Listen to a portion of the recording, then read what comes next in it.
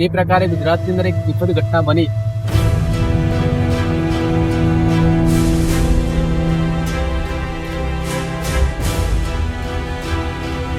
મોટા મોટા સાધનો અહીંયા જ્યારે જતા હોય ત્યારે એ પોતે રોડ પર પટકાય છે.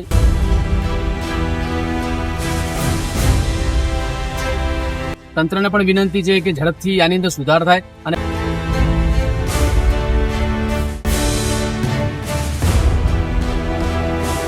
વડગામ તાલુકાની જીવાદોરી સમાન ગણાતા મુક્તેશ્વર ડેમની સરસ્વતી નદી પીલુચા થઈ સિદ્ધપુર જાય છે. ત્યારે આજથી 45 વર્ષ પહેલા પીલુચામાં સરસ્વતી નદી પર પુલ બનાવવામાં આવ્યો હતો.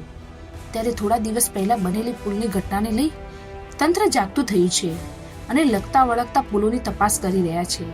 ત્યારે વડગામ તાલુકાની સરસ્વતી નદી પર બનેલા પુલ અને ઈડરથી લઈ વાયા વડગામથી પાલનપુર સુધીનો મેન હાઈવે નેશનલ હાઈવે 58 હાલ સરકારના ચોપડે બોલે છે. ત્યારે તેની ઓફિસ સાબરકાંઠા ઈડરમાં આવેલી છે, જેને લઈ આ અંગે કોઈ રજૂઆત કરવી હોય તો ક્યાં કરવી તેને લઈ અનેક સવાલો જાગૃત લોકોમાં ઊભા થયા છે. ત્યારે શનિવારે વડગામ તાલુકાના ભાજપના આગેવાનની ટીમ સરસ્વતી નદી પર પુલનું નિરીક્ષણ કર્યું હતું, જેમાં બનાસકાંઠા ભાજપ અનુસૂચિત જાતિ મોરચાના પ્રમુખ અશ્વિનભાઈ સક્સેનાએ જણાવ્યું હતું કે પુલની હાલત સારી છે, પરંતુ પુલ પર પાણી નિકાલની જગ્યાએ માટી ભરાઈ જવાથી પાણીને નીકળી શકતું નથી અને જેના લીધે ભારે વાહનો ચાલવાની ખાડા પડી ગયા છે, જેથી વાહન પટકાય છે. બંને બાજુની દિવાલો જર્જરિત થઈ ગઈ હોવાથી તેનું નવીનીકરણ કરવામાં આવે અને એક બાજુ પાણીનો યોગ્ય નિકાલ ન કરવાથી પથ્થર પિચિંગમાં મોટો ખાડો પડી ગયો છે, જે ભવિષ્યમાં પુલ માટે નુકસાનકારક સાબિત થઈ શકે છે. ત્યારે તાત્કાલિક તંત્ર દ્વારા આ બાબતે યોગ્ય તપાસ કરી સફાઈ કરી પુલની જાળવણી કરવામાં આવે તેવી માંગ કરવામાં આવી છે. ત્યારે આ પુલ નિરીક્ષણમાં વડગામ તાલુકાના ભાજપ ટીમમાંથી જિલ્લા ભાજપ ઉપપ્રમુખ પ્રવીણસિંહ રાણા, દીપકભાઈ પંડ્યા, દિનેશભાઈ નગાણાના સરપંચ, ડાલવાણાના સરપંચ ભૂપતસિંહ અડિયોલ સહિત આગેવાનો હાજર રહ્યા હતા. આજે વડગામ તાલુકાની અંદર જે પ્રકારે ગુજરાતની અંદર એક દુઃખદ ઘટના બની પુલની બાબતમાં, એ ખૂબ સંવેદનાપૂર્વક ઘટના છે.